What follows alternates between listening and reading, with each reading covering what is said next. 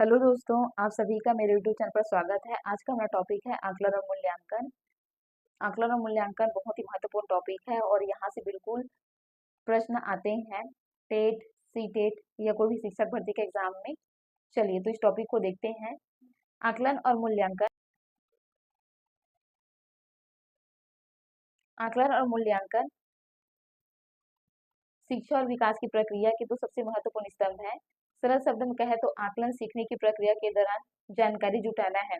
देखिए, कक्षा कक्षा में चलने वाली प्रक्रिया को आकलन कहते हैं, जबकि मूल्यांकन प्रक्रिया के अंत में अंतिम परिणाम या सफलता की जांच है, जिसमें हम रैंक देते हैं, रैंक देते हैं, परीक्षा परिणाम अंतिम बताते हैं। ये मूल्यांकन का है।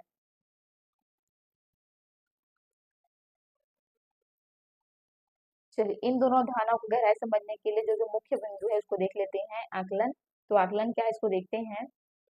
आकलन एक सतत और रचनात्मक प्रक्रिया है जो शिक्षण अधिगम प्रक्रिया के साथ चलती है, जो कक्षा कक्षा में चलती है, पढ़ाई के दौरान चलती है। ये आकलन है। इसका मुख्य उद्देश्य है छात्र कहाँ पर अटक रहा है जानना और शिक्षण विधि में सुधार करना। देखिए, इसका क्या उद्देश्य है, बच्चा कहाँ पर गलती कर रहा है, अटक रहा है, उसको जानना है और उसके बाद उसको सुधार करना है। प्रकृति नैदानिक, डायग्नोस्टिक और सुधारात्मक होता है। उदाहरण के लिए कक्षा में पूछे गए प्रश्न जैसे कि प्रोजेक्ट, असाइनमेंट और फीडबैक। चलिए, आकलन के प्रकार देखते हैं। तो आकलन तीन प्रकार का होता है: रचनात्मक आकलन, योगात्मक आकलन और नैदानिक आकलन। चलिए, पहला रचनात्मक आकलन, फॉर्मेटिव असेसमेंट, जिसे शॉर्ट में FA भी बोलते हैं। यह सीखने की प्रक्रिया के दौरान डरिंग द प्रोसेस लगातार चलता रहता है, कक्षा कक्षा में चलता रहता है। उद्देश्य इसका छात्रों की सीखने की कमियों को पहचानना है और शिक्षण विधि में सुधार करना है। तो बच्चा कहाँ पर गलती कर रहा है इसको ढूंढना है और उस गलती को सुधार करना है। विशेषता है यह लचीला होता है, इसमें बच्चों को फीडबैक प्रतिक्रिया दी जाती है, नंबर और रैंक नहीं। नंबर या रैंक मूल्यांकन का है। उदाहरण के लिए कक्षा में प्रश्न पूछना है, जैसे कि क्विज, वाद विवाद, समूह कार्य और गृह कार्य। इसके लिए टैग वर्ड है अधिगम के लिए आकलन और निरंतर सुधार या निदान।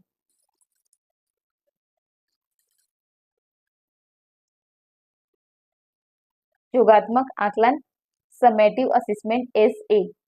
यह एक निश्चित समय या अवधि या कोर्स के अंत में होता है। योगात्मक मतलब जो लास्ट में पूरा जोड़ने के बाद अंतिम परिणाम बनता है, तो वही है योगात्मक आकलन। उद्देश्य यह देखना कि बच्चों ने पूरे सत्र में कुल कितना सीखा, इसके आधार पर अगली कक्षा में उसको प्रमोट करना, ये इसका उद्देश्य है। विशेषता यह स्थिर होता है, इसमें ग्रेड, सर्टिफिकेट या जजमेंट निर्णय दिया जाता है। एग्जाम्पल के लिए वार्षिक परीक्षा, अर्धवार्षिक परीक्षा, बोर्ड परीक्षा और टर्म एंड प्रोजेक्ट्स है। टैग वर्ड अधिगम का आकलन, ये अधिगम का आकलन, अधिगम के लिए आकलन और अधिगम के रूप में आकलन, इसका हम तीनों का बाद में देखेंगे।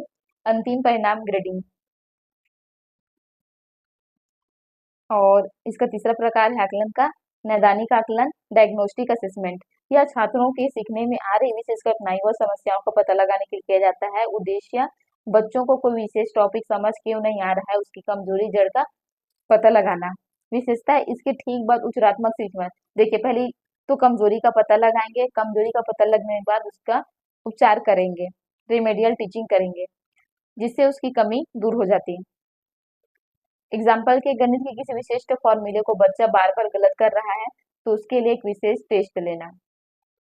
टैग वर्ड कमियों और गैप्स की पहचान करना है। चलिए, अब मूल्यांकन को देखते हैं, इवोल्यूशन को। मूल्यांकन एक व्यापक और निर्णयात्मक प्रक्रिया है जो किसी निश्चित समय अवधि कोर्स के अंत में किया जाता है। मूल्यांकन अंत में होता है, जबकि आकलन कक्षा कक्षा में चलने वाली प्रक्रिया है। इसका मुख्य उद्देश्य यह देखना कि अंतिम लक्ष्य उद्देश्य की सीमा तक प्राप्त हुए हैं। और प्रकृति यह योगात्मक और ऋणात्मक दो होता है, जो ग्रेड या अंक देता है। उदाहरण के लिए वार्षिक परीक्षा, बोर्ड परीक्षा या डिग्री मिलना। मूल्यांकन का प्रकार भी आकलन के प्रकार जैसा ही होता है। चलिए, आकलन और मूल्यांकन में क्या अंतर है इसको देख लेते हैं। आधार आकलन और मूल्यांकन, ये आकलन और मूल्यांकन का क्या आधार है, क्या अंतर है इसको देख लेते हैं।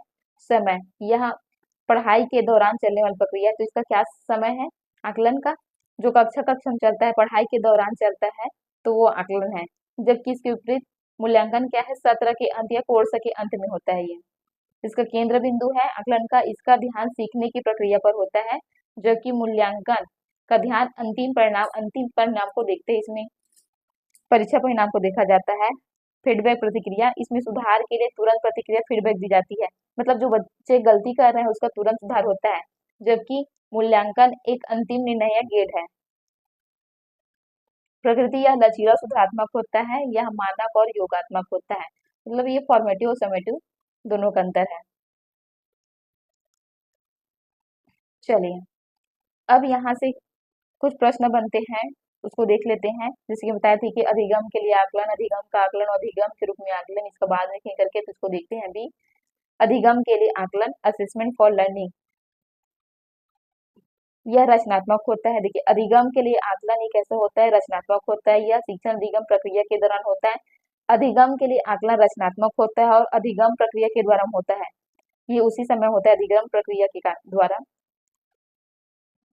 इसका मुख्य उद्देश्य छात्रों को फीडबैक देना और शिक्षण विधि में सुधार करना। अधिगम का आकलन यह योगात्मक होता है और यह सत्र या पाठ के अंत में इनमें होता है। इसका उद्देश्य छात्रों को ग्रेड या अंक या रैंक देना, जैसे कि वार्षिक परीक्षा। अधिगम के रूप में आकलन, इसमें छात्र स्वयं आकलन करते हैं, अपने खुद का आकलन करते हैं। छात्र अपने सहपाठियों के साथ मिलकर पीयर असेसमेंट, मतलब खुद की प्रगति का जांच करते हैं। सतत और व्यापक मूल्यांकन, CCE continuous and compressive evaluation. CTET में CCE से सीधे प्रश्न आते हैं, इसके दो मुख्य भाग होते हैं। CCE का दो मुख्य भाग होता है, एक सतत होता है और एक व्यापक होता है। तो सतत का मतलब होता है मूल्यांकन का लगातार और नियमित होना, यह सिर्फ साल के अंत में नहीं होता। नेक्स्ट है व्यापक, इसमें छात्र के शैक्षणिक, स्कोलास्टिक और सह शैक्षणिक को स्कोलास्टिक यानी कि मानसिक, शारीरिक और सामाजिक और संवेगात्मक सभी पक्षों का विकास शामिल है। तो ये था CCE। चलिए अब जो इनसे प्रश्न बनते हैं आकलन मूल्यांकन से, इन सारे प्रश्नों को देखेंगे। आकलन और मूल्यांकन के 20 प्रश्न। आकलन असेसमेंट का मुख्य उद्देश्य क्या है? A दंड देना, B सुधार करना, C प्रतियोगिता कराना, D है प्रमाण पत्र देना। तो इसका सही आंसर है ऑप्शन नंबर B, सुधार करना। आकलन का मुख्य उद्देश्य सुधार करना, B है। नेक्स्ट प्रश्न है मूल्यांकन इवोल्यूशन मुख्यतः किससे संबंधित है? A अनुमान से, B निर्णय से, C खेल से, D अभ्यास। इसका सही आंसर है ऑप्शन नंबर B, निर्णय। प्रश्न नंबर 3, शिक्षण प्रक्रिया के दौरान छात्रों की प्रगति जानने की प्रक्रिया कहलाती है? A मूल्यांकन, B आकलन, C अनुशासन, D निरीक्षण। इसका सही आंसर है ऑप्शन नंबर B। देखिए शिक्षण प्रक्रिया के दौरान कहा गया है, तो इसका सही आंसर ऑप्शन नंबर B आकलन। प्रश्न 4, परीक्षा में अंक देना किसको उदाहरण है? A मूल्यांकन का, A आकलन का, B मूल्यांकन का, C है प्रेरणा का और D है अधिगम का। तो इसका सही आंसर है ऑप्शन नंबर B, मूल्यांकन का। अंक देना, ग्रेड देना, ये मूल्यांकन का है। प्रश्न 5, निम्न में से कौन सतत प्रक्रिया है?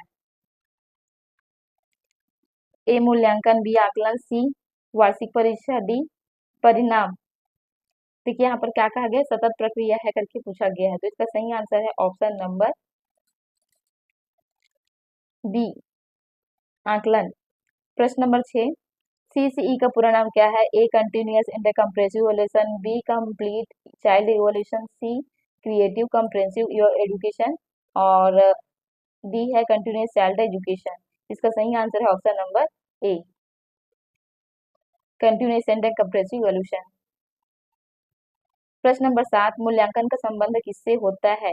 A निर्णय से, B अभ्यास से और C है खेल से, D अनुकरण से। इसका सही आंसर है ऑप्शन नंबर A निर्णय से। प्रश्न नंबर 8, निम्न में से कौन सा आकलन का उपकरण है? A प्रश्नोत्तरी, B रिपोर्ट कार्ड, C प्रमाण पत्र, D है अंक सूची। यहाँ पर आकलन का कहा गया है, तो इसका सही आंसर है ऑप्शन नंबर A प्रश्नोत्तरी। प्रश्नोत्तरी कक्षा कक्षा में होता है, अधिगम के दौरान होता है, तो इसका सही आंसर है ऑप्शन नंबर A प्रश्नोत्तरी। प्रश्न 9, शिक्षण के अंत में किए जाने वाला मूल्यांकन कहलाता है? A निर्माणात्मक मूल्यांकन और B है निदानात्मक मूल्यांकन, C मूल्यांकन है और डी है मौखिक मूल्यांकन। इसका सही आंसर है ऑप्शन नंबर सी, संकलनात्मक मूल्यांकन।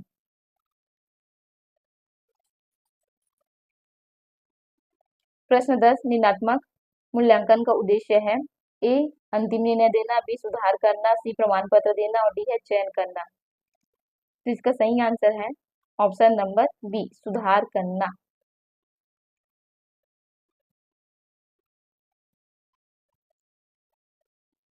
प्रश्न 11, आकलन का प्रमुख आधार क्या है? ए प्रतिक्रिया, बी अंक, सी प्रतियोगिता, डी अनुशासन। इसका सही आंसर है ऑप्शन नंबर ए, प्रतिक्रिया। इसमें तुरंत फीडबैक दिया जाता है। प्रश्न 12, कौन सा मूल्यांकन छात्र की कमजोरी पहचानने में सहायक है? ए संकलनात्मक और बी है निदानात्मक, सी है अंतिम वर्ष और डी है वार्षिक। इसका सही आंसर है ऑप्शन नंबर बी, निदानात्मक। प्रश्न 13,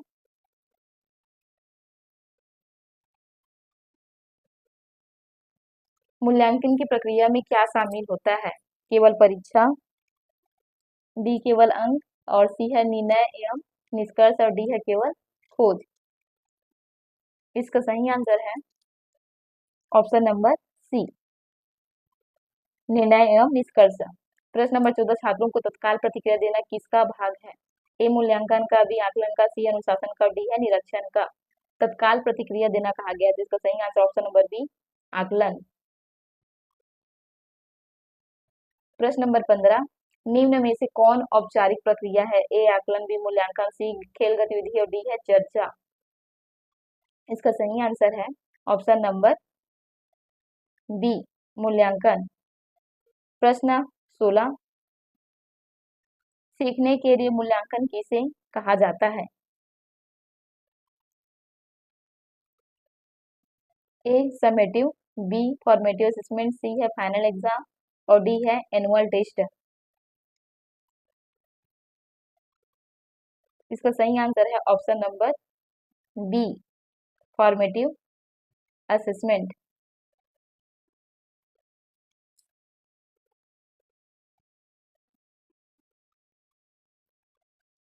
प्रश्न 17, कौन सा मूल्यांकन सीखने के अंत में किया जाता है? ए निर्माणात्मक आकलन, बी है निदानात्मक और सी है संकलनात्मक और डी है सतत। इसका सही आंसर है ऑप्शन नंबर सी, संकलनात्मक। प्रश्न 18, आकलन मूल्यांकन का मुख्य उद्देश्य क्या है? ए भय उत्पन्न करना, बी सीखने को बेहतर बनाना, सी है दंड देना और डी है तुलना करना। इसका आंसर है ऑप्शन नंबर बी, सीखने को बेहतर बनाना। प्रश्न 19,